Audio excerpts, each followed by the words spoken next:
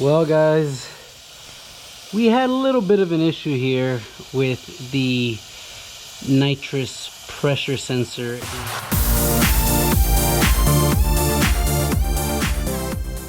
What is going on, guys? Welcome back to the channel and welcome back to another video. And today I'm super excited because we are finally installing an automatic bottle heater. You heard that right, guys. Now, for those of you guys that are just joining me, thank you guys for coming along. My name is Jorge and we've got a 2019 Camaro SS that has gotten a lot of modifications on it, but one of the biggest modifications is the nitrous system, and you guys can see here.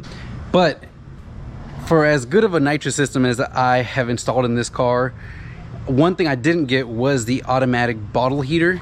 And most of the times when I'm out at the track, I end up using a torch, and I mean, that stuff is good and it's working so far, but I figured why not step it up a notch and do an automatic bottle heater.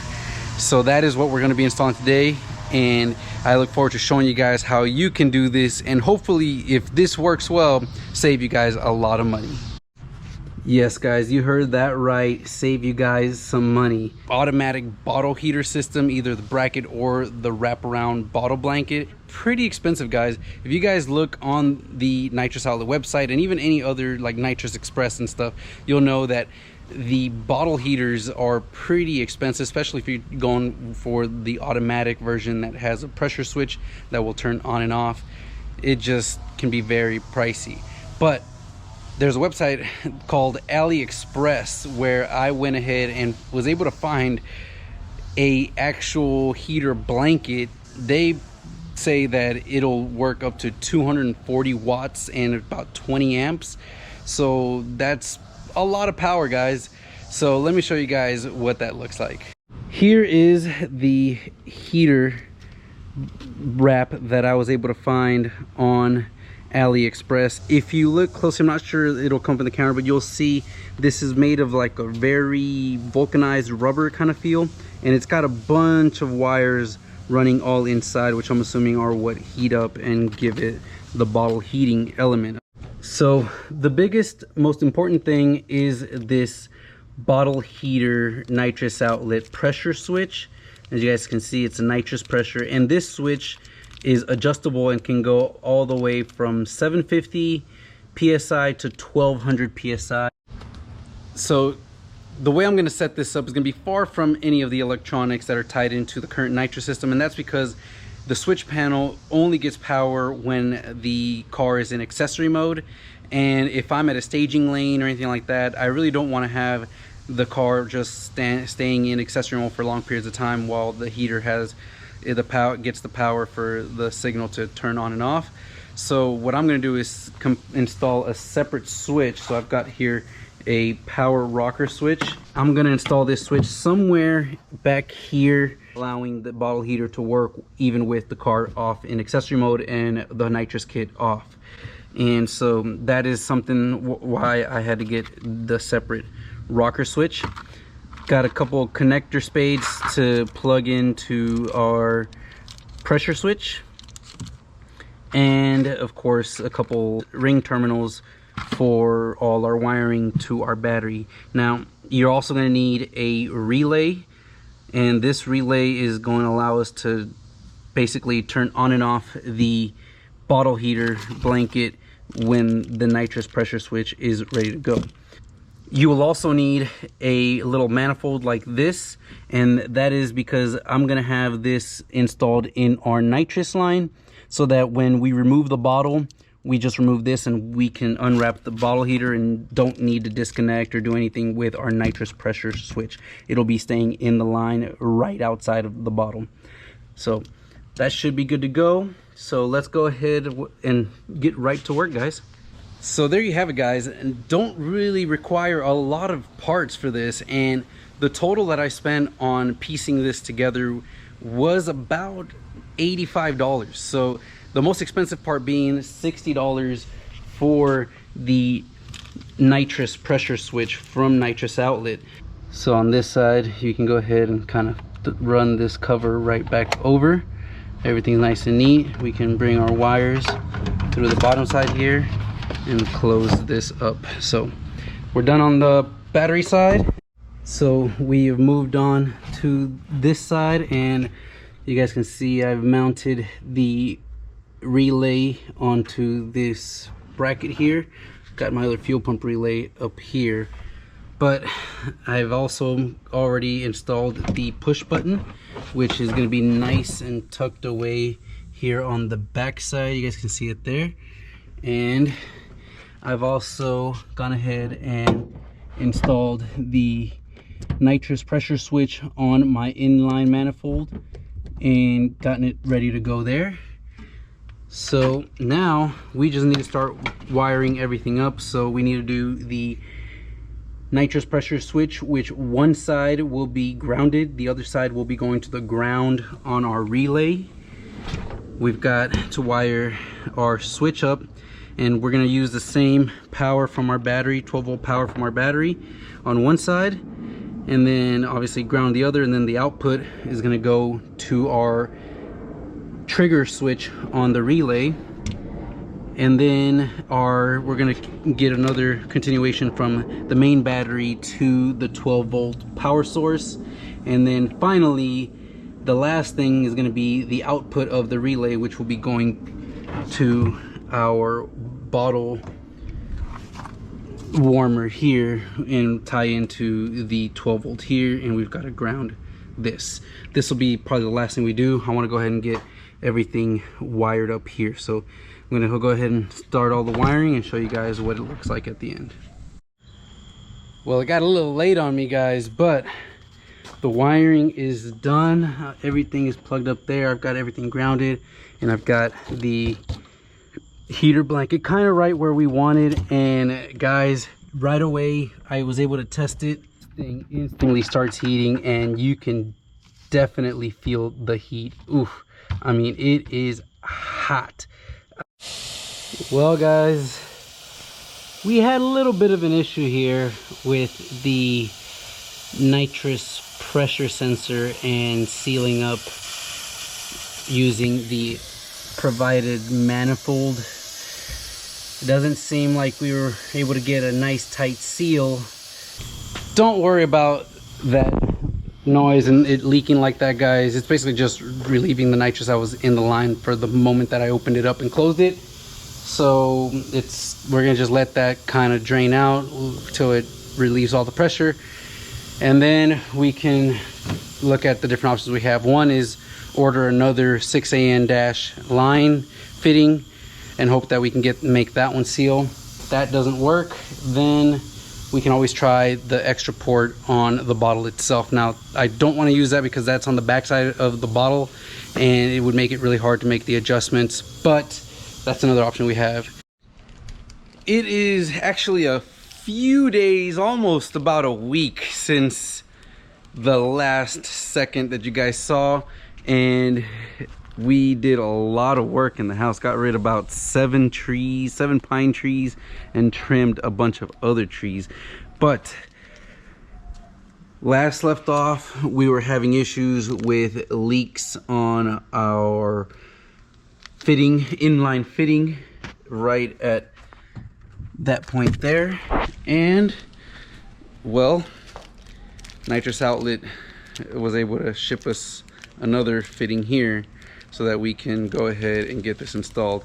And we're gonna do something that I should have done last time, and that is add some thread sealant, and I'll show you guys exactly what that is. And this is what we're going to be using for our thread sealant. It's a Loctite 565, and we're just going to put a dab on our nitrous pressure sensor, and then we're going to go ahead and tighten it down into the threads, making sure it's nice and tight. We do not want to over tighten. I think that's what happened last time. I went a little bit too far and over tightened, and it caused things to leak. So we've got the sensor installed. I haven't opened it yet, but I do have a laser thermometer. Right now, you guys see that everything is closed up. When I hit the switch that I have back here, we should have this blanket turn on because the bottle is closed, so that pressure sensor is actually seeing 0 pressure, so it'll actually turn the heater blanket on, and you guys will see how hot it can get. So we're gonna flip the switch on, and this blanket should start warming up pretty instantly, and I can already feel it just touching it. And check this out, guys. 128 degrees, 134, 140, 147, 160. It is climbing. 163, 164, 165, 180. I mean, it is climbing quickly. 187, 188. Oh yeah, this is getting nice and warm. 213. So the bottle heater is working, guys, and we should be seeing that pressure rise. So I'm gonna turn this off, shut this off, because obviously we have the bottle closed. We don't want to continually raise the pressure, but we know the bottle heater blanket works. We need to open up the bottle, let the line pressurize, let the nitrous pressure sensor get a pressure reading, and then we're going to turn the system back on and let the bottle warm up to the point that we want, at which point there is a little hex Allen screw right in the middle of this bottle pressure right here. And what you're going to do is you're going to turn it counterclockwise until we hear the relay click. Now the relay is right behind this panel, so I should be able to hear it click. And once it clicks, then we know that that is at the right pressure where the bottle will warm up to that point, and then turn off the heater so that we don't overheat the bottle. All right, so we turned our switch on and we're about 900 psi, and if we scan the blanket, you'll see that it is still at 91.4. The bottle is at 91.2. So basically the pressure that the sensor is seeing is already high enough to shut this off, which is not what we want. So what we're going to do is we're going to start rotating this set screw clockwise to turn on the system and basically raise the pressure threshold.